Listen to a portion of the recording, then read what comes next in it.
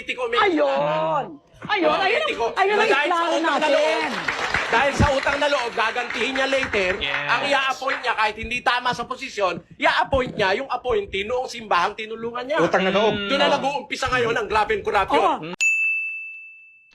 Magandang araw po sa inyong lahat. Ako po si Sir JR ng Usap-Usap University. Sa mga baguhan po sa inyo, tuloy po kayo. Welcome po kayo sa ating pong palabas. At sa mga subscribers naman po natin na palagi pong bumabalik, returning subscribers, ikaw yun. Maraming salamat sa panonood. Maraming salamat sa suporta. Sa ating episode ngayon, atin na naman pong pag-uusapan ng isa na namang episode ng Debate with Mare at Pare. Ito po ay isang debate show po na talagang in-enjoy ko nung ako po ay bata pa. Sa ating pong episode ngayon, marami pong guest at bigatin po sila. Mga religious leaders dahil po ang kanilang pong pag-uusapan ay ang topic po ng separation of church and state. Sa akin pong pag-analisa ng debate na ito, ang aking pong background, ako po ay dati pong university debater ng Mindanao State University sa Iligan. Ako rin ay nagdebate sa ABS-CBN News Channel, kalaban ko FEU at De La Salle, at ako rin ay member ng International Public Speaking Organization na Toastmasters International. So ano pang hinihintay natin? Huwag na tayong magpatumpik-tumpik pa. Let's watch this video together. Samahan niyo po ako. Let's go!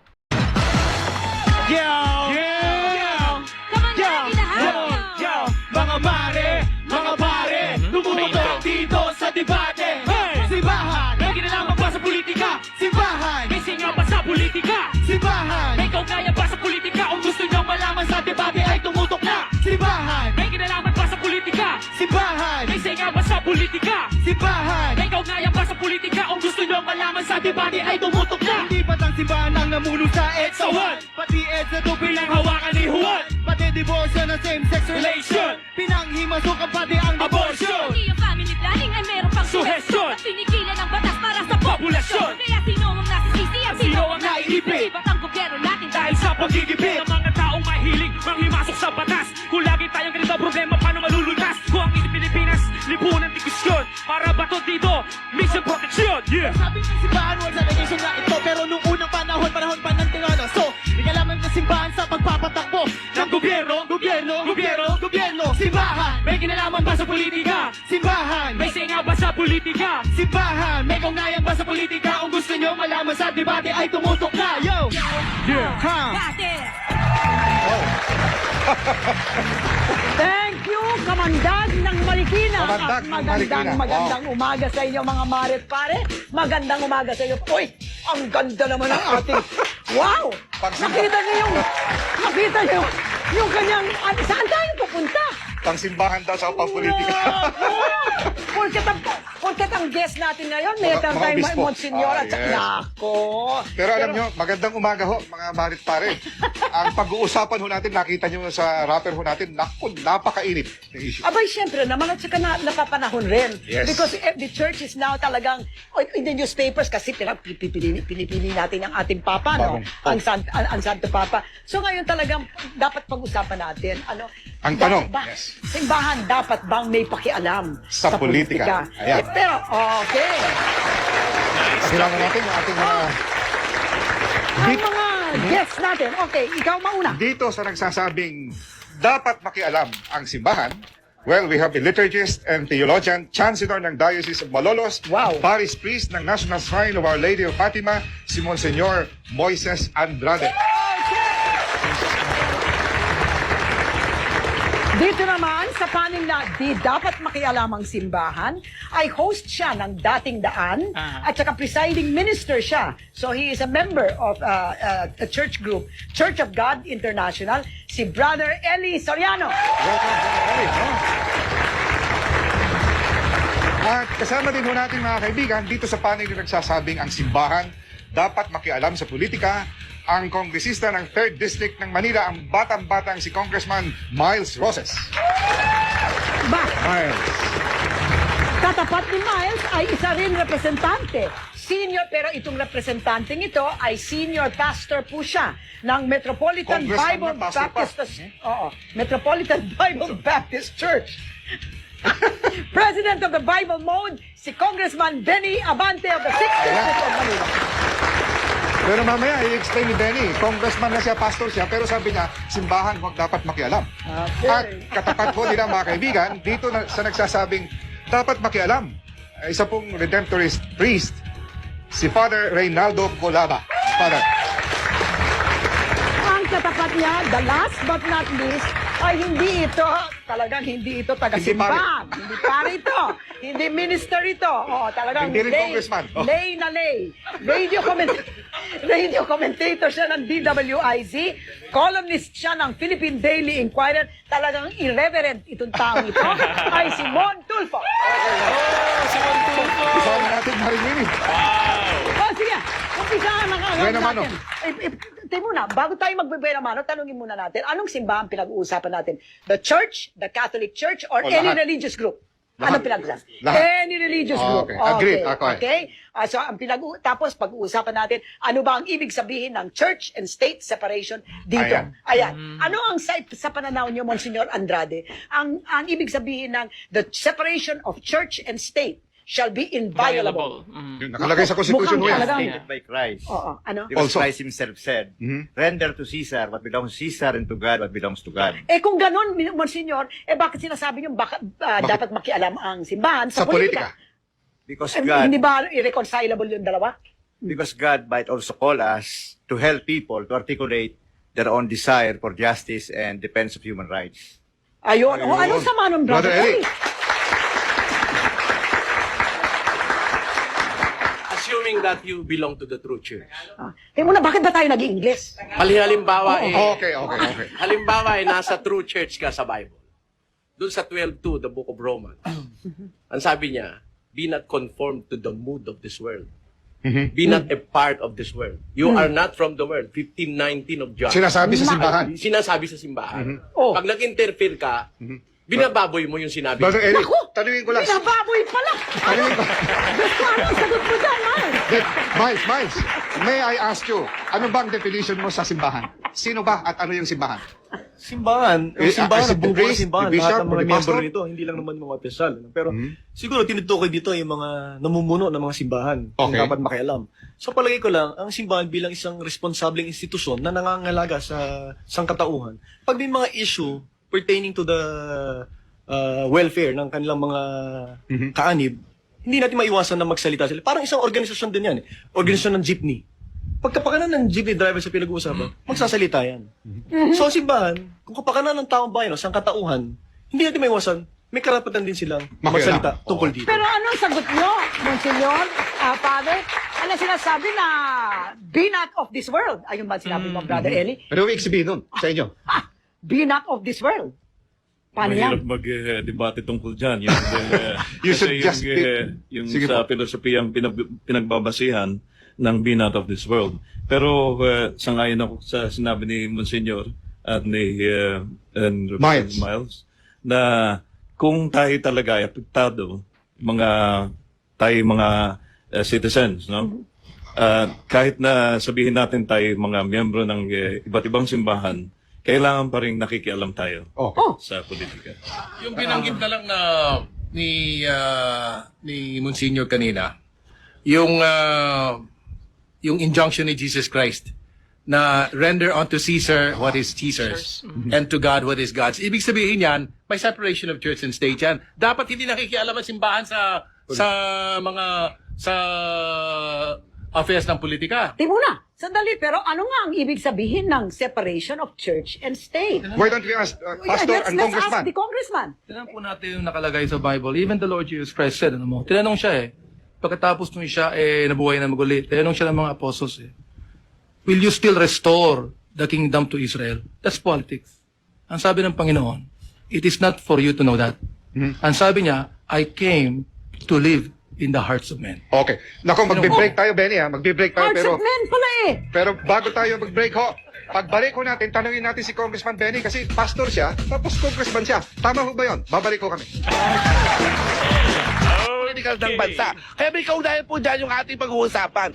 Before mo na si Eagle magsalita, so gusto ko lang po ang sabihin po sa mga viewers natin, sa mga baguhan, huwag po kayong magulat kung ako po ay nagpo-post po ng video dahil po kinakailangan kong sabihin yung aking opinion ng mabilisan. Kasi po pag hindi ko na-post or na-stop yung video, makakalimutan ko po kasi. Tandaan po, lahat po ng reaction po sa Usap-Usap University, all of these are for the first time. Hindi po ito scripted, hindi ko po pinanood before po yung mga episodes po natin. Napaka-halaga para sa atin na maintindihan ano yung konsepto ng separation of church and state. Kung kaya napansin nyo po, pinupush po ni Maring Winnie na ano nga bang ibig sabihin nito? Sa paunang parte ng debate, importante na mabigyan ng definition, mabigyan ng kahulugan yung mga terminolohiya na ginagamit sa actual na debate. Kunwari, separation, church and state. Sa ibang mga debate talagang they would go deep into the details of the actual words po para po malaman ninyo, para maset yung parameters na tinatawag natin sa debate. Pero dito, dahil this is a televised debate, it's more on what is the common knowledge na as to church, which is, the Roman Catholic Church or other religious churches. And then, state, of course, is the government of the Philippines. So yun po yun. Very interesting sa akin, na-mention nga po yung render to Caesar's what is unto Caesar's, render to God's what is to God's. And I like how Mon Tulfo reiterated that concept. Interesting din sa akin na hindi nag-respond yung first speaker, si Mr. Moises Andrade, sa sinabi ni Brother Eli na do not conform to the standards or to the modes of this world. Sayang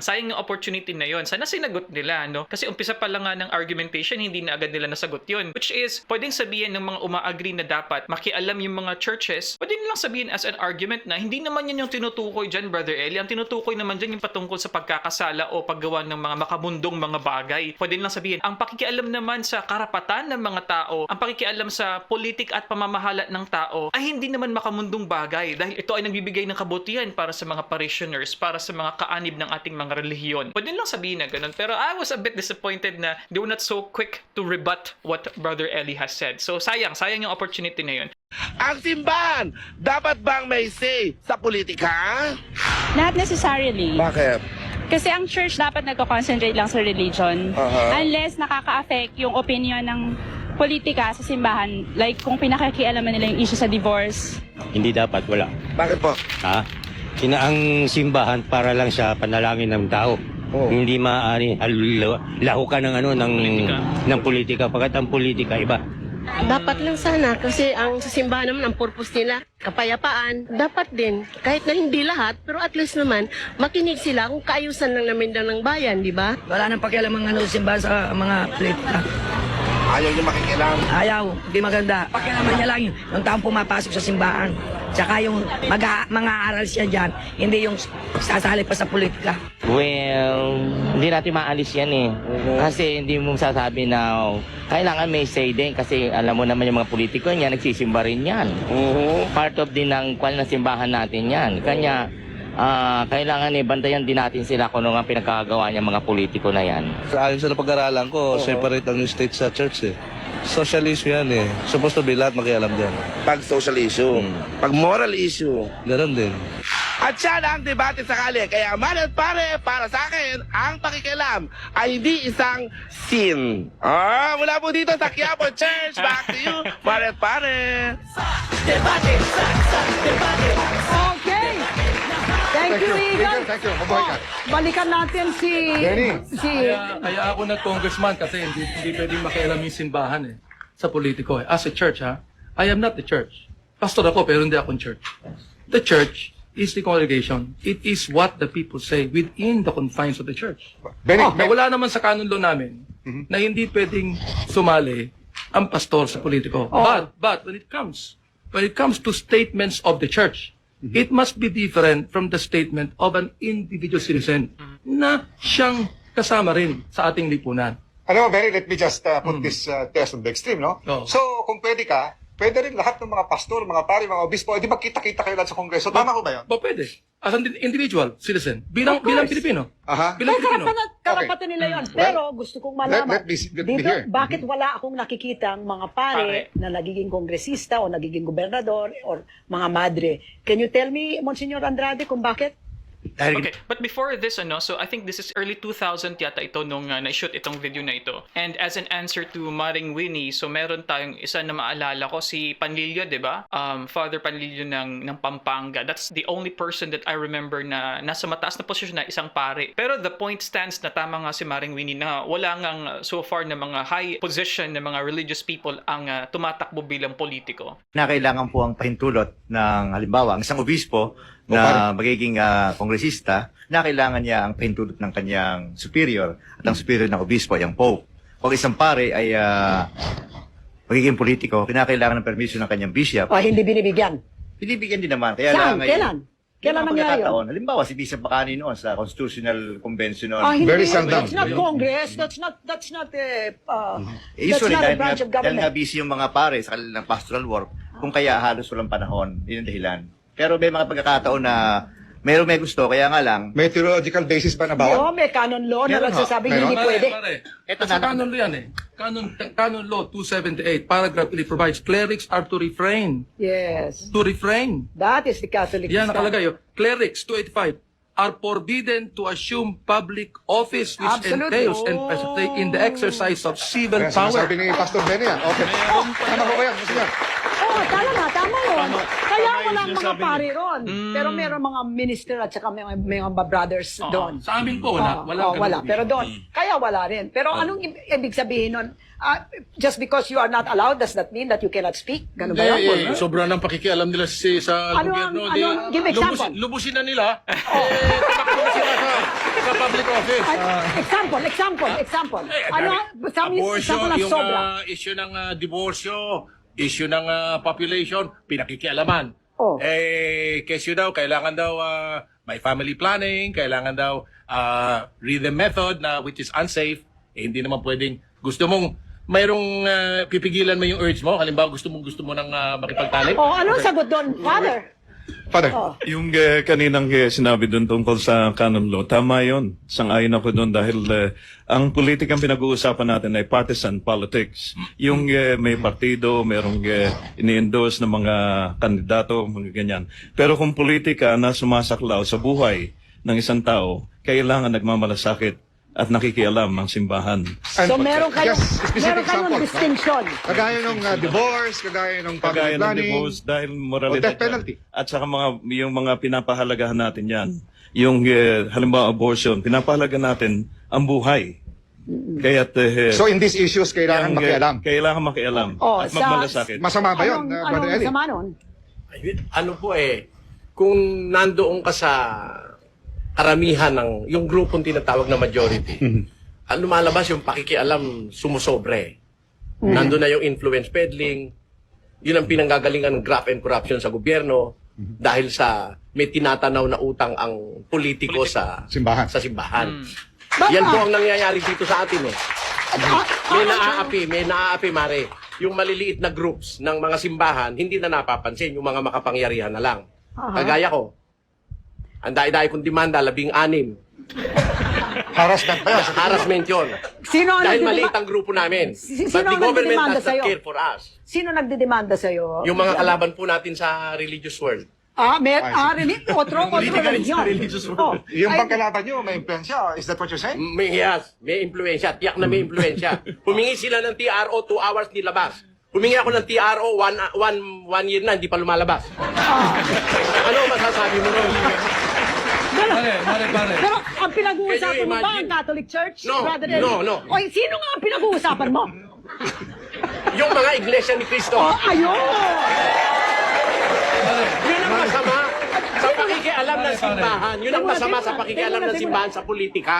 Pag malakas masyado ang nakikialam ng simbahan, yung justice hindi maaating. Muna, ano ang diferensya ng isang grupo kagaya ng Iglesia ni Cristo kaysa isang grupo na kagaya ng mga business, mga Philippine Chamber of Commerce na naglalabi rin at saka nagbibigay influensya? Sasagutin Pareho po. yun? Sasagutin po nila yan. Break muna. Okay, yun diba?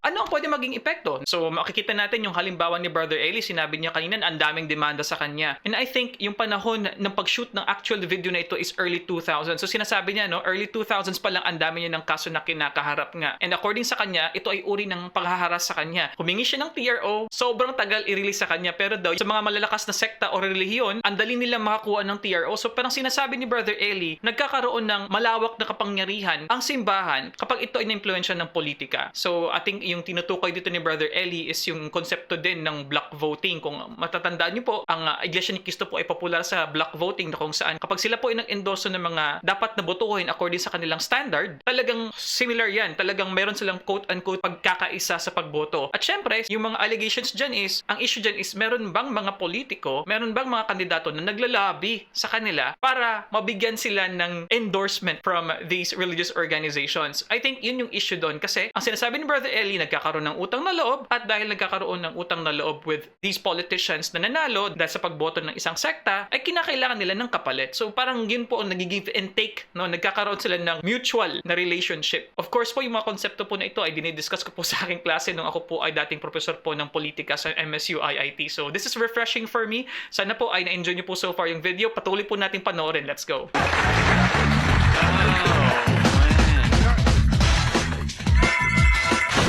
Sa antas ng paglilingkod sa bayan, no? Walang separation of church and state. Dapat ang simbahan at ang pamahalaan ay nagko-collaborate, no? At nagtutulungan. Sapagkat ang simbahan, ang otoridad ng simbahan ay sa antas ng pananampalataya at moralidad. No? Meron siyang pakialam dyan. Tulad ng ginawa ni Juan Pablo II sa kanyang pakikialam laban sa politikal na ideolohiya ng komunismo, no? At sosyalismo sa Europa. Malakas ang impluwensya ng simbahan, lalo-lalo na sa Pilipinas, sapagkat yung issue ng divorce, contraception, same-sex marriage, no? Ay sumasakop sa otoridad ng simbahan na faith and moral. Meron tinatawag na social sin, kasalanan natin sa lipunan. No? Tulad ng panahon ni Marcos, ano ang social sin? Yung dictatorship. Yun naman sa EDSA 2, anong kinalaban ng simbahan? Yung evil of dishonesty and corruption in public office. Ngunit ang separation, kung meron man separation ng simbahan at saka gobyerno, ito ay sa antas ng pamumuno. Pangalawa, sa organization. At pangatlo, yung tinatawag na partisan politics. Ang simbahan ay hindi pwedeng mag-endorso ng partikular na kandidato.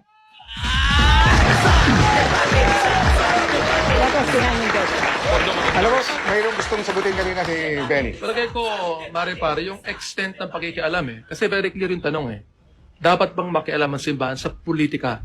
Sinabi ka ni Brother Eli, sa simbahan meron ng politiko Kaya wala nang panahon pang makialam sa politika ang mga simbahan because within themselves also meron politiko Kaya nais mong sabihin, pag moral issue, dapat makialam bilang citizens. Talaga naman Oo, moral issue yan Social ills. Pero when it comes to yung binabago mo yung pamahalaan, as a group, binabago mo yung pamahalaan, binabago mo yung pangulo ng anumang bansa, palagay ko that's too much. Yung collaboration tinatanggap, alam mo, meron ko nga sagmamaya tungkol sa yung ating constitution nung binago, nakialam si Bernas dyan Even Father Bernas said that the collaboration is not the right term because it can, ang collaboration pwedeng gawing infringement Benny, just tatapon ko lahat dito. No? Can you divorce morals or ethics from politics?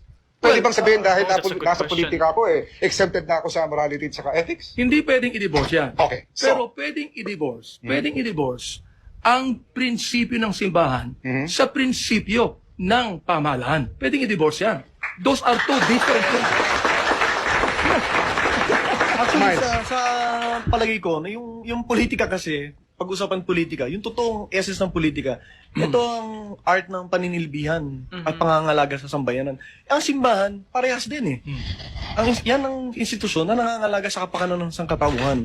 So, pag may mga issues patungkol sa makaka-apekto, sa mga paniniwala, at sa pamumuhay ng tao, makikialam at makialam. Example, kanina binanggit, Santo Papa, nung panahon na very critical ang bumundo, lalo na sa mga malalakas na bansa, tungkol sa issue ng abortion, euthanasia, yung mga same-sex marriage, nagsalita ang Santo Papa dahil ito'y labag sa moralidad. Nagsalita siya na dapat labanan yan. He propagated the culture of life.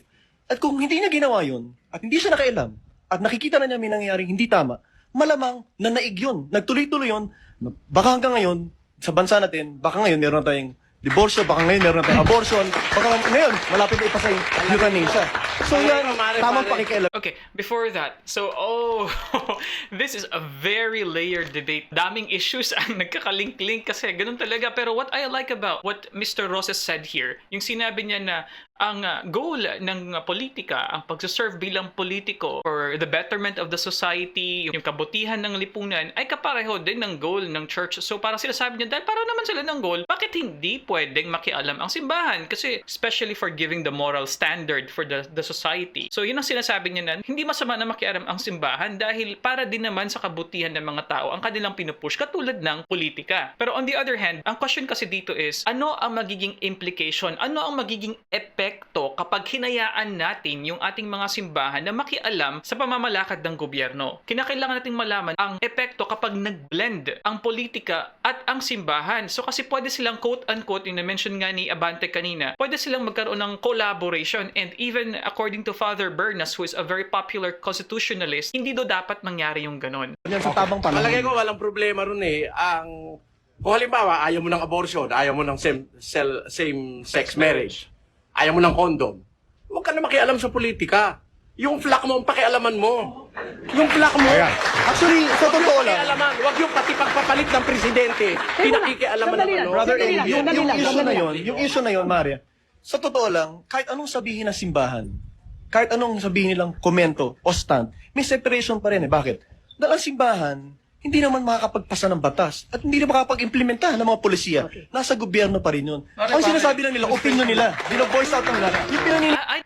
No, I don't quite agree with that. Pwede mong sabihin na, ay, ang desisyon naman, nasa inyo naman. Madaling sabihin yan. Pero pag ang leader ng isang relihiyon ang nagsabi, ito ang opinion ko, meron ng kalakip yon na influence kasi sila yung mga tao na mag-lead sa atin sa kaligtasan. Diba? Mataas ang respeto ng mga tao sa mga religious leaders dahil nga sila ay tumutulong sa atin na maligtas sa kapahamakan sa impyerno. So, hindi mo pwedeng sabihin na, wala na, nasa iyo pa rin naman yung desisyon kung susundin mo o hindi. Yan po sa simbahang Katolika. Eh, how about for other churches? I'm guessing na some of them would probably say, kapag hindi mo sinunod tong ating utos, ito ay utos mula sa kataas-taasan, at kapag hindi mo to sinunod, matitiwalag kayo o hindi na kayo makaka-attain ng kaligtasan. Diba? So, it's very simplistic to say na hindi sila maapektuhan. Naaapektuhan po tayo ng mga opinion ng ating mga leaders, at hindi lamang opinion, yan, opinion pa lang. What if actual nila na statements, actual nila na endorsements? Malaki po ang impluensya ng simbahan. Hindi ka nila. Now, sandali lang, gusto ko lang tanungin ang ating mga kura rito.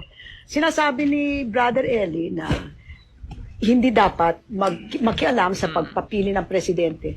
Kayo ba, ang simbahang Katolika ba, ay nakialam sa pagpili ng presidente? Hindi naman. Eh, ano ang ginawa Ang ninyo? nangyari roon ay may mga taong lumapit sa simbahan ng Baclaran noong panahon na binibilang yung mga boto ng snap election.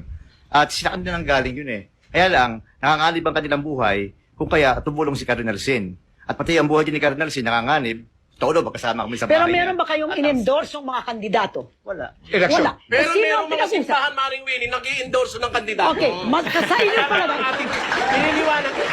Siniliwanag nga natin, Mare. Di ba? Sa inyo, Siniliwanag nga natin. gusto ko lang Simbahan, malaman. Hindi ang ibig Gusto- sabihin ng gusto ko Katoliko. sabihin- Gusto ko lang malaman Okay. sa inyo, sa inyong palagay, mali ba yun o tama?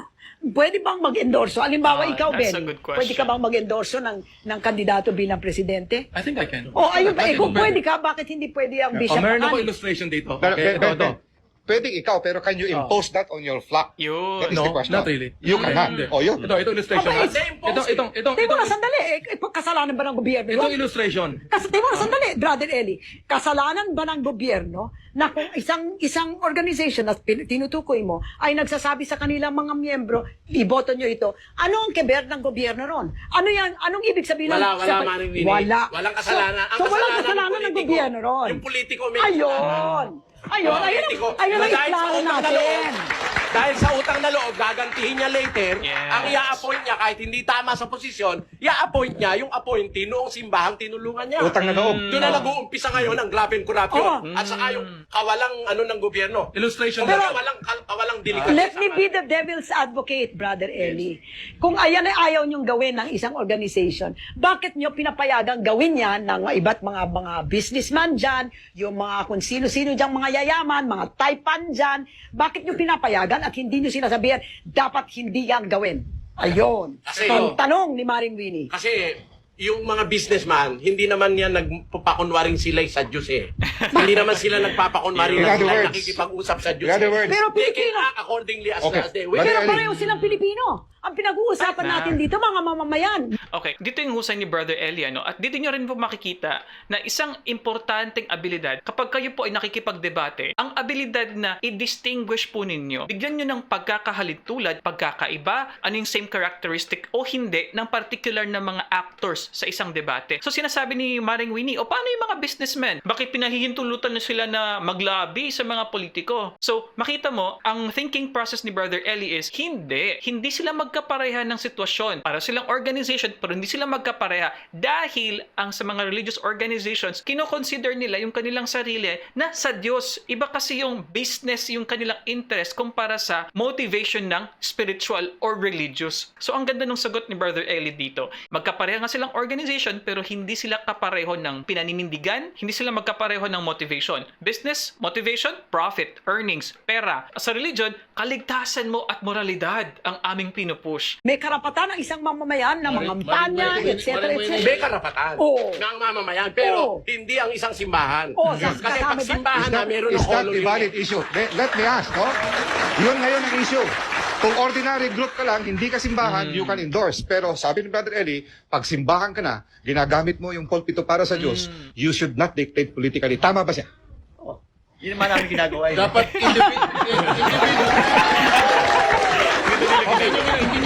hindi nyo ginagawa, pero sinasabi, hindi nyo ginagawa, pero ginagawa ninyo. Yung sabihin ninyo na, Sandali, anong ginagawa nila? ay nagsisinungaling sila. Bakit?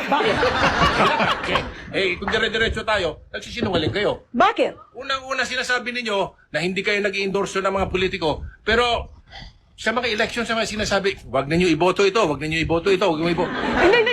No. Is that what you say? Actually, Is di that ba what you sabi ninyo, hindi kayo nakikialam sa politika, pero pag election time, ito, iboto ninyo ito. Hindi, Wag ninyo iboto ito. sinasabi ba yun? Maring Winnie, ito pwede ko sabihin ha. Ayun ang... Ako naging kandidato. Hindi mga... Naging Not the kandidato Catholic ako eh. Church. Ha? Not the Catholic No, Church. yun ang I have sinasabi. never Wag seen the ninyo, Catholic Church in this country say, vote for so and so or pero vote. Never. indirectly. No. They say, Indirectly, do not... sinasabi nila. Sasabihin nila. Wag ninyo iboto ito dahil Brother Eli, sasabihin dahil nila. kalaban nito ng Hindi nila sinasabi, wag niyong iboto yan. Ang sinasabi nila, wag niyo iboto ang mga kandidato na nambababae, na nangurakot. Ayan. Ayan ang description. Maring Winnie, totoo po yun. Babalik ko kami. Huwag ko kayo maalis. Magsasalita ako sa motor. Okay, wow! Umpisa po na nag-start po tayong magbigay ng komentaryo. We actually have produced more than 420 videos dito sa Usap-Usap University at marami po dyan mga komentaryo ko po. Yan po yung nakakamiss sa aming pong panahon ng 1990s and early 2000s. Dahil siguro wala pang mga phones dati, wala pang napaka-wide na form ng entertainment katulad ngayon sa bagong henerasyon. Maraming pwedeng kumuha ng atensyon mo. Dati kasi yung mga primetime TV, may mga discussions po talaga Thursday, Saturday, Sunday. Napakaganda po ng mga discussion po talaga sa mga TV dati. At para sa akin, kinakailangan natin ng ganitong uri ng mga diskusyon. It improves the level of our analytical skills. At syempre, ito ay nagbibigay sa atin ng sense bilang lipunan na magkaroon ng mga ideya na dapat pag-usapan para magawa natin ng mas mabuting solusyon para sa hinaharap. Yun po yung importante sa mga ganitong mga shows and nakakamiss po talaga. Kung kayo po ay lumaki po, batang 80s, batang 90s po kayo, na na-enjoy nyo yung mga ganitong mga palabas, please comment down below kung pinapanood nyo rin po ba yung mga palabas na ito. Ano yung mga namimiss nyo sa ating era, sa ating dekada ng mga palabas na wala na ngayon sa TV. Ayan, mukhang may specific na mga bintang si Mon. Okay, Mon. Alam mo, nung mga nakaraang eleksyon, yung simbahan na kinampanya, they campaigned against Unasan. Dahil unang-una, si Unasan nag-introduce ng bill ata sa Senado, taxing the church. At saka, they campaigned against Flavier dahil sa stand niya sa family planning. Ngayon, tatanong ko sa inyo, totoo ba yan o hindi? Ayan. Totoo. Merong mga pinagpapahalagahan na idinedefensa ng simbahan. Kaya yung hindi sila nag-endorse ng isang politiko. Yun ang sinasabi natin. Pero grabe yung bulong-bulong ninyo. Partisan politics. Pero wala pa ako nalalaman na tumayo sa pulpito na sinabing iboto ninyo itong kandidatong ito at huwag niyong iboto itong kandidatong ito. Meron ka bang alam? Sinasabi ay yung kampanya yan binibigyan ng laban guidelines. laban doon sa mga yung nabanggit ko, Unasan Sino at saka, oo. at saka Paano nila ginawa yon sa palagay yung mga nyo? pabulong-bulong at saka may mga pare mismo na sa pulpit nag sinasabing wag ninyo iboto ito. Ayan. Wala. Monsignor, Kasi yung mga kandidato, karamihan naman din ay Katoliko. Oh. Kaya ang problema, doon sa mga Katolikong yon, may mga taong dumadabag nga sa prinsipyo ng moralidad. Kaya doon magkasalita, Prinsipyo ng moralidad, yung itax yung simbahan. hindi naman niya pinag-uusapan na mahalaga sa lahat.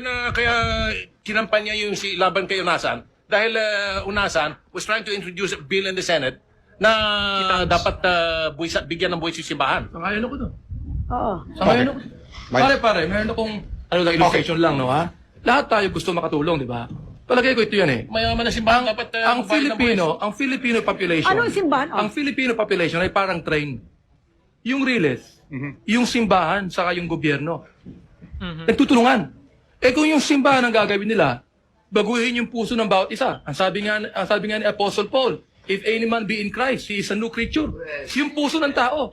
Yun namang gobyerno, yung patas naman i-implement. Parang train yan. Eh, can you imagine pagka nagkasulubong yung dalawang Riles na yan? Eh, diskaril ang ating tao. Hindi ang gobyerno diskaril eh. Hindi ang simbahan. The Filipino people ang diskaril dito kapag nagkabangga ng simbahan ng gobyerno. Pag-usapan natin ang specific case. Halimbawa, yung EDSA 1. Pakikialam ba yan? Pakikialam ba yan? Sa palagay nyo, ay yung pakikialam na yan ba labag sa batas o labag sa konstitusyon o labag sa separation of church and state? And so on. Gusto kong malaman. Brother Eli, I want to know, Brother Eli. What do you think? Kasi yung dami ng taong pumunta sa EDSA 1, I believe it is an act of God Almighty. Kasi hindi naman yata Katoliko lang ang pumunta ron eh. Kaya nga, pero ang binibintang nila, ang simbahang Katoliko kasi Nanawagan si kasi si Cardinal Cardinal Sin. Sin. Masababa na sabihin, tulungan nyo itong mga taong ito o nagdaya. I Alimbawa, believe mga hindi, obispo. hindi, Ang mga obispo, alimbawa, nagsulat sila at nagsabi nila, may dayaan dito sa eleksyon na ito. Sa palagay nyo, ibig sabihin nun, na nakikialam sila at dapat hindi sila makialam ng ganyan? What do you say, Mon? Individually, yes, but dapat sila makialam, as citizens of the Republic. Pero gagamitin mo yung Diyos, dapat hindi nila ginagamit yung Diyos. Ano? Yung ginagamit yung simbahan. Individually, yes, as citizens from of the pulpit, doon sa loob. Wag gamitin yung pulpito. Benny. Ang Palagay ko, alam mo sa akin, alam ko, pagka minsan, ayaw kong kinakailang banggitin to dahil pa sa akin, political suicide, no ha? Pero pag yung cardinal na, ang tinatawag yung mga tao, baguhin ng gobyerno, pakikialam yan. Okay, Father? Okay. Father. Ang pinag-uusapan siguro natin ay napaka-cated na definition tungkol sa politika. Yung mga kandidato lang. Pero ang politika, saklaw niyan ang lahat ng buhay ng isang tao. At sinabi nga na kung ano ang sumasaklaw sa buhay ng tao, nakaka-apekto sa buhay ng tao, ay pagmamalasakit din at pakikialam din ng simbahan. Specific example nga ho, doon sa EDSA 1. Just on that. Halimbawa, kung merong issue ng corruption, kailangan makialam ang simbahan. At ang simbahan pinag-uusapan dito, hindi lamang yung mga obispo at pare, kundi yung mga tao. Mga taong simbahan. Tama yun. At sila yung mga talagang umalsa nung EDSA 1. Okay. Hindi lang yung mga... Pero Mga pare, pare. ganito yun, ha? Bakit nakikialam ang ating mga pare sa pagbabago ng gobyerno, pero tumatanggap ng donasyon sa mga gambling lords? Teka, wala sasagutin dyan ha. Nasa sayo. Tanungin muna natin si Ang Miles. tinutukoy dyan ngayon, kayo po. Okay. EDSA 1. Sige, Miles, down the line. Yung Sige. sa EDSA 1, sa palagay ko, ni panawagan man si Cardinal Sin o wala, ang tao sa panahon na yun, punong-puno na sa mga pagmamalabis ng nakaupo, yung pang-anyaya ni Cardinal Sin, yun lang ang naging hudyat na itong mga pakiramdam na to ay i-express at ilabas na nila. Kung hindi man si Cardinal Sin ang anyaya, kung si Brother Eli ang anyaya, ako naniniwala, magpupuno yun. Kung si Paring Montulfo ng anyaya, magpupuno pa rin ang EDSA dahil yun na ang pakiramdam. Yun na ang pakiramdam ng taong bayan noong mga panahon na yun. Pero I'm sorry na para bang nasa sentro sa Catholic Church ang usapan eh. Ang usapan natin dito, Sa simbahan. Tama. It can be the Protestant Church, or it can be the Iglesia ni Manalo, or it can be the Catholic Church. Pagsasabihin natin makikialam ang simbahan sa politika o sa gobyerno, grossly mali eh. Kasi hindi ka naman magkakatoliko kung hindi paniniwala mo na totoo katoliko Sandali. eh. Kaya ka katoliko dahil totoo katoliko. Ngayon, Okay. nasa Biblia, yung totoong simbahan o yung totoong church, do not meddle with the affairs of this world. Sandali lang, Brother Eli. Grossly mali sa palagay nyo. Pero labag ba sa batas yan o hindi? Sa batas po ng tao o ng Diyos? Ng tao, ng Pilipinas. Labag sa batas. Ng tao, hindi. Pero sa batas ng Diyos, labag na yun. Ayan, in Lalo na other yung words, mga pinuno, makikialam. It's a moral issue for you. Okay, let's hear Sinasabi ng simbahan na hindi sila kakialam sa politika. Anong ginawa ni Cardinal Sin noong EDSA 1? Pagpalagay natin, hindi niya sinasadya yun. Bakit panahon ni Ramos, nag-alsa rin siya. Tumulong din siya sa... Nang himasok din siya sa politika panahon ni Ramos. Ba't panahon ni Erap, hindi siya kumilos. Ngayon, sa panahon ni Rosales, wala pa ako nakikita ni Cardinal Rosales na tumutulong si... Archbishop. nanghihimasok si Archbishop Rosales. Pero sa panahon ni Cardinal Sin, napatunayan namin na nanghimasok siya sa politika dahil... Sino? Si Cardinal Sin, ng simbahan. Oo. Anong ginawa ko? Just one. Sa EDSA 1, siya namuno. Sa panahon ni Ramos, siya rin ang namuno. Hindi na siya nakontento kay Corazon Aquino. Ano ang nangyari? Pati kay Ramos. Would you like to answer that, Monsignor? Ikaw natatandaan ko. Dahil noong panahon yon, magkasama kami ni Cardinal Sin sa kanyang opisina. Hindi naman siya nag-condemn kay Marcos. Ang sabi niya, ating tulungan si Enrile, si Hunasan, at saka si Ramos na nakakulong doon sapagkat sila ay nanganganib na mapatay dahil nakatulong sa kanila yung mga baril at mga kanyon. Kaya yun ang dahilan, kaya nagpunta yung mga tao. Hindi naman nagpunta yung mga tao doon dahil siniraan ni Cardinal Sin si Presidente Marcos, kung hindi para tulungan si Ramos, si Enrile, at saka si Hunasan. Okay. Okay, Hernie. Okay. Para sa akin, dapat makialam ang simbahan upang ituwid ang mga kamalian. Dapat makialam ang simbahan sa abortion.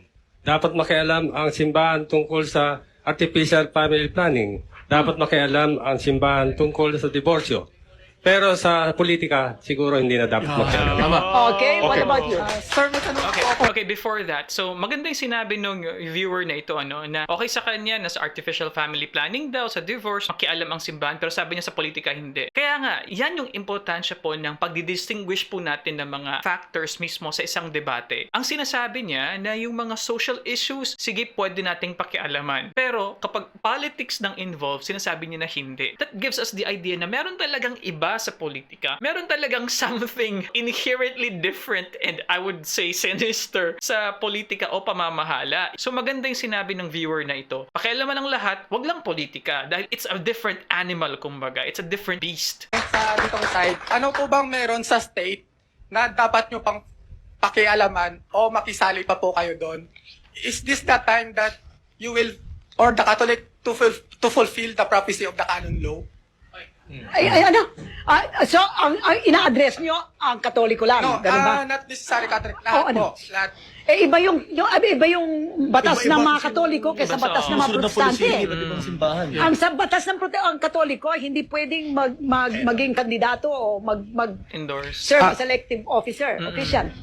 Ano na lang po meron sa state na estado na gusto nyo pa pong dapat pakialaman pa po ng simbahan. Ano ang dapat pakialaman ng simbahan bilang simbahan? Ayan, that's a specific Actually, question. sa nakikita ko, ang simbahan hindi naman nakikialam sa patakbo ng pamahalaan. Pero may mga polisiya, minsan, na sa palagay nila salungat sa mga paninindigan at makaka-apekto sa pamumuhay ng sangkatauhan, yun ang binabanggit at Yun ang nagsasalita sinasabi ko sila. rin, na hindi natin dapat pakialaman yung gobyerno. Kasi, halimbawa, makaka-apekto sa moral ng members ng isang simbahan, yung miyembro mo, turuan mo ng Bible, nasa Bible, tuturo mo. Pero sa akin, problema na ng gobyerno, kahit mag-abortion sila rin, wala tayong pakialam doon. Basta itong grupo mo, hindi mag-abortion ito. Pero sa akin, natin pakialaman yun. Fine.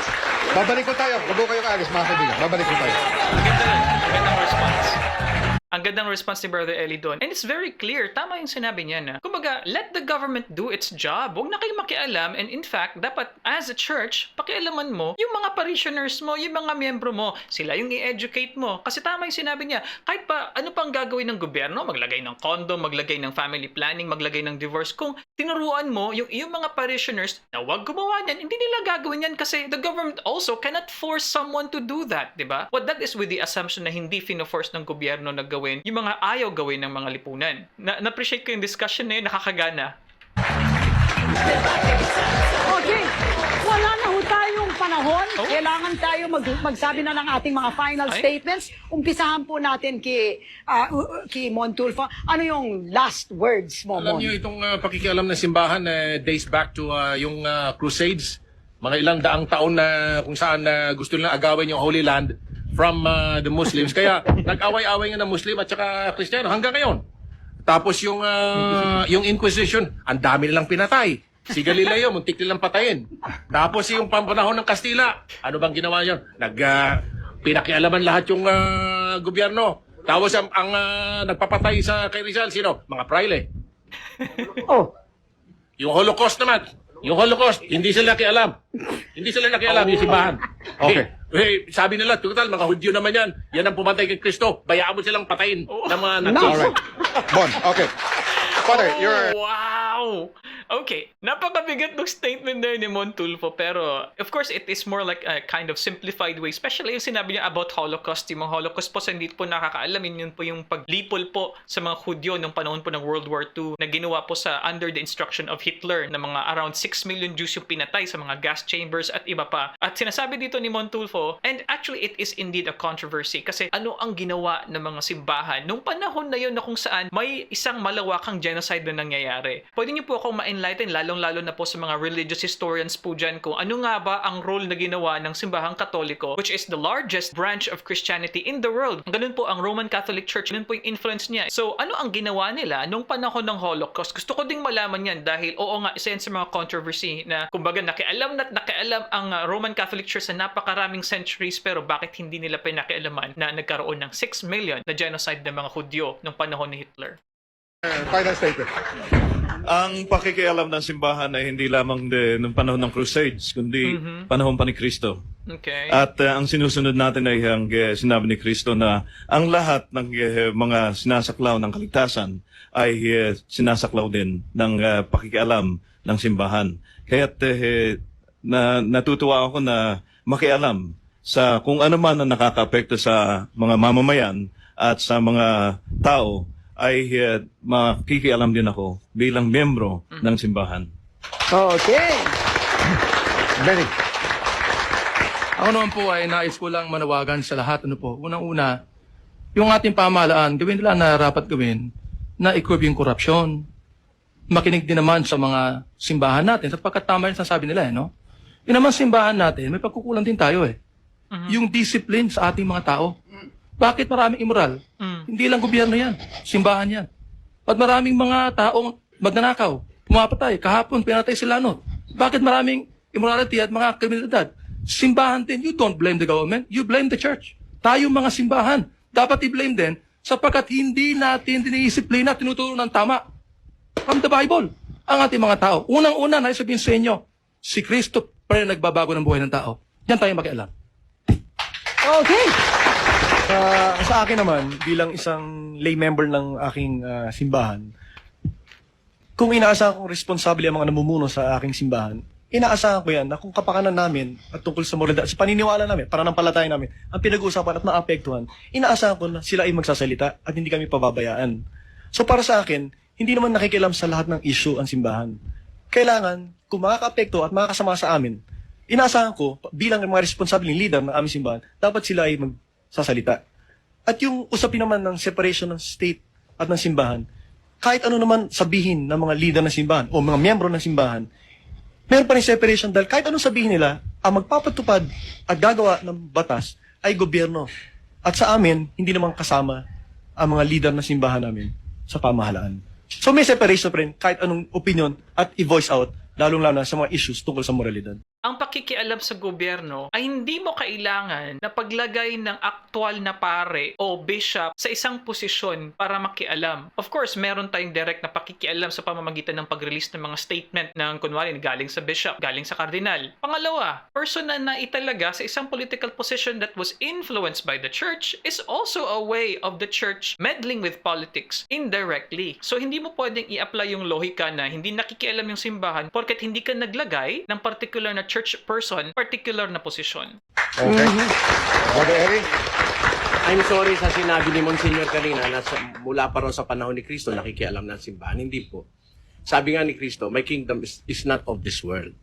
Wala siyang pinakialaman sa pamamahala ni Cesar. Maski nung papatayin na siya, hindi siya kumikibo yan, issue na ng malaking moralidad yan. Papatayin siya, wala siyang kasalanan Pero hindi siya naging magsik. Hindi niya sinabi sa mga alagad niya, pagtanggol niyo ako dahil papatayin ako, walang yang gobyerno ito. Walang ganon. Ngayon, ang issue ng separation of church and state, dito yata sa ating bansa, yung totoo lang sa pera. Hindi pwedeng buwisan ng simbahan. Kaya, hiwalay. Pero ang nangyayari dito sa ating bansa, I'm not particularly speaking of the Catholic Church. Maraming simbahan dito na nakikialam sa politika, na siyang pinakaugat ng maraming graft and corruption sa gobyerno. Kahit palpak na, hindi inaalis sa pwesto pag rekomendado ng isang malakas na simbahan. Naaapi yung maliliit, hindi ma-serve yung talagang justice. Imagine a judge hearing a TRO case up to 2 o'clock in the morning in favor of a church against me. 2 o'clock in the morning. I haven't heard any proceeding in the courts na hanggang umabot ng 2 o'clock in the morning. This is recorded. Meron ako record. Pero pagka kami humingi ng TRO, sa taon na hindi binibigay ng court. Okay. Yan po ang pakikialam ng simbahan sa gobyerno. Yan ang masamang resulta. Isumbong niyo ho kay Tulfo. Ayun! Dito na po si Tulfo. Yamang nabanggit po yung tungkol sa mga pinatay na politiko. Yung pumatay doon, hindi pa doon nagsisimba eh. Kaya nga, ang ginagawa namin una sa lahat ay puntahan at takitin yung mga kinaukulan, subalit kung yun ay ginagawa nila sa kanilang sariling desisyon, hindi po dahil sa simbahan, kundi dahil sa meron silang dahilan, at yung mga yon ay talagang di naman karaniwang nagsisimba at napapa-impluensya sa sinasabi ng salita ng Diyos. Kaya ang talagang ginagawa nga namin, kaya nga hindi kami pinapayagan na kumandidato, ay sapagkat dapat ay pagtunan ng pansin yung mga taong yon, hindi lamang sa pangangaral sa salita ng Diyos, kundi sa advising, sa counseling, sa pag-umpisal. Pero iyon ay hindi namin maaaring sabihin na lantaran dito. Masasabi lamang namin ay aming ginagawa ng hayagan, ngunit yung mga confidential na counseling, iyon ay hindi namin masasabi. Pero meron din ginagawa sa ganun. Ngunit ang problema ay hindi naman kasi lahat ay napapailalim sa ganung pamamaraan ng paglilingkod ng simbahan. Okay. Alam nyo, mga maret pare, meron dalawang issue dyan. Ano? First, one is, itong pakikialam ba ng simbahan sa politika, ito ba ay labag sa batas? Klarong-klaro po na hindi po yan labag sa batas. Bakit?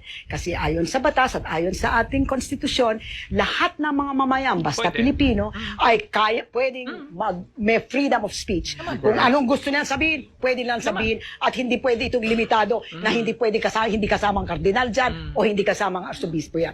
Ang tinutukoy lang is, dapat ba? In other words, it's a morality, it's a normative question. Kasi po, ang separation of church and state dito sa Pilipinas, simpleng-simple lang eh. Hindi pwede na ang gobyerno natin ay pumili ng isang state religion. Ayun lang. At saka hindi ako nagsasang-ayon kay Brother Eli na dito sa Pilipinas exempted sa buwis ang mga simbahan. Hindi po. Exempted sila sa buwis dun only in their properties that are education, for purely education. Lahat po kailangan buwisan yan. Noon, nung panahon na sinasabi ni Montulfo, where the state and the church were one, talagang nakikialaman sila ng gusto. So we are talking about, dapat ba? Sa akin, pag talagang question ng morality, na merong pinag-uusapan na corruption, na merong pinag-uusapan na pandaya, ako talagang, I expect to hear from my leaders, whether they are political leaders or moral leaders, etc., I expect to hear from them. Ngayon, kung meron silang sinasabi at hindi ako sang-ayon, hindi ako mag-obey. Because hindi naman kailangan, hindi naman mandatory yan hindi ba? Miski magsalita ang Santo Papa, kung hindi ako sang-ayon, basta hindi siya nagsasalita na infallible siya, kung ayaw ko, hindi ako mag-obey. Kung nagsalita si Cardinal Sin at ayaw ko, hindi ako mag-obey. Ang mahirap, at saka I'm very glad that I belong to a church na hindi nagsasabi kung anong gusto kong iboto mo. Hindi ako sasang-ayon dyan. Okay? But, sa akin, as long as what is being said is for the good of the common people, lalo na yung mga mahihirap, and for the good of society, I will accept gladly any intervention from any Filipino. Kasi kung ako ay nakakabatikos sa ating pamahalaan at si Montulfo ay nakakabatikos sa ating pamahalaan, bakit hindi makabatikos si Monsignor Andrade? At Pilipino po kayo. Hindi po ba? Ayun po. Alam nyo, sang-ayon ho ako sa sinabi ni Maring Winnie, pero mayroon ho akong idadagdag, mga kaibigan. Yung pong separation of church and state, while it is true na may biblical basis ho ito, ang tunay na rason ho nito is for the protection of the church itself, of the state itself and of the people. Tatlo. Kasi can you imagine ho, kung yung simbahan ay gobyerno mismo, nakikialam sila sa inflation, employment, etc. Ang mangyayari po niyan, ang simbahan mismo will bring down actually religion. It becomes a dirty mud at saka sa street na lang. Yun ho, kaya nga kailangan magkahiwalay sila. At yung gobyerno, can you imagine kung yung gobyerno siya mismo ay obispo, sabi niya, pag hindi kayo pupunta dito, etc., he uses God to command people to do other things temporarily, hindi ho tama. Kaya ito po, under the Constitution, huwag kang gumamit ng resources para sa particular religion. Yan lang po. Yung pakikialam ho, kailangan ho, dahil sila po ay citizens also. Alam niyo ho, itong bagong bagong patay na yumaong Pope, he has proven, mga kaibigan, bagong yumaon. Ngayon lang ho, okay. Ang sabi niyo ho niya, the naked power, authority, nandun lahat ng pwersa, pera lahat, ng lahat ng authoritarian governments fell. Alam niyo kung bakit? Dahil inalis nila yung moral infrastructure ng relihiyon sa gobyerno. Hindi ho natin ma-divorce yung gobyerno sa values. Otherwise, it becomes merely a money game and a power game. Kaya importante po ang relihiyon, the values, human values na kung saan yan po ang magdadala sa atin sa langit. Kailangan din ho natin dalhin sa gobyerno. Pero yung sinasabi nilang pakikialam, yung sila po ay uupo mismo at sila ang maging gobyerno, yan po ang mali. Bawal. Yan po ang ibig sabihin sa akin. Okay. Maraming salamat sa ating panelista at sa ating audience. Mahaba ang audience list natin. Magpalakpakan kayo, ha? Okay, dyan na naman po nagtatapos ang ating episode po ng Usap-Usap University. Napakagandang episode! Wow! It is the episode, of course, that talks about the separation of church and state. Para sa akin, grabe yung layer ng debate na ito. Napakaganda ng mga punto ng nasabi at dapat po natin, of course, na i-distinguish din yung mga iba't ibang uri ng relihiyon kasi what may apply to Catholicism may not apply to other religions, especially, for example, Iglesia ni Cristo or Dating Daan for that matter. Pero para sa akin, magandang diskusyon dahil maganda yung palitan ng mga argumento. Na-appreciate ko din yung style ni Mon Tulfo na napaka-hard-hitting at diretso. In fact, kung papansinin niyo po, si Mon Tulfo, ang kanyang style, medyo parang diesel, parang slow starter nung umpisa, pero naging hard-hitting na agad in the middle and in the last parts of his speeches. Pero overall, na-appreciate ko yung discussion na ito. Konting response ko lang sa sinabi ni Maring Winnie, hindi lahat ng citizens ay may kakayahan na gumawa ng sariling desisyon for themselves. That's the reality. In as much as pwede natin sabihin, matalino naman tayo, alam naman natin yung tama't malit, kahit anong sinasabi nila, hindi tayo pwede magpa-apekto. Hindi ako dun agree dahil marami sa ating mga parishioners ang talagang sunod-sunuran. Kapag sinabi ng isang leader, religious leader na ganito, gagawin nila yon dahil yun ang kanilang paniniwala na tama. Kumbaga, hindi lahat po ay may kakayanan na mag-isip para sa kanilang sarili. And much more dun sa mga reliyon na talagang nandidikta at talagang nagsasabi na ito yung dapat ninyong gawin. So para sa akin, interesting yung discussion sa ating mga networks po. Baka naman po, baka pag-produce po kayo ng mga ganito ng mga talakayan at mga discussion, debate, TV shows dahil nakakamiss po talaga yung ganito. Lalong-lalo na sa ating society na wala halos na nagbago since 20 years ago. When this episode was shot, ganun pa rin. Violence, it's everywhere. Napakarami pa rin kaguluhan na nangyayari sa atin, especially for crimes. Kaya po, agree din ako on the other hand na baka merong pagkukulang sa moralidad ng ating lipunan. Nangyayari yung mga karumal-dumal na mga krimen sa paligid dahil mismong yung mga tao, baka kinakailangan nila ng guidance ng mga relihiyon na ito. Kinakailangan nila ng giyak. Baka dapat kailangan natin ng reminder palagi na we should be kind to one another and be righteous in our ways. So kayo po mga ka-youthy, ano pong masasabi nyo? Napakagandang diskusyon na naman. Maraming salamat po sa inyong suporta. Comment down below kung ano pong masasabi nyo sa diskusyon. Lahat po ng mga mensahe po ninyo, binabasa po namin yan lahat. Libo-libo po mga comments, nababasa po namin yan isa-isa. Maraming salamat po sa iyong panonood. And if you like these kinds of contents, please click subscribe dito po yan. And if you don't like this video, try nyo itong video na ito. Baka magustuhan nyo. Try nyo rin to. Baka magustuhan po ninyo. Hanggang sa muli po, maraming salamat po sa panonood. I'll see you guys next time. Peace. Bye-bye.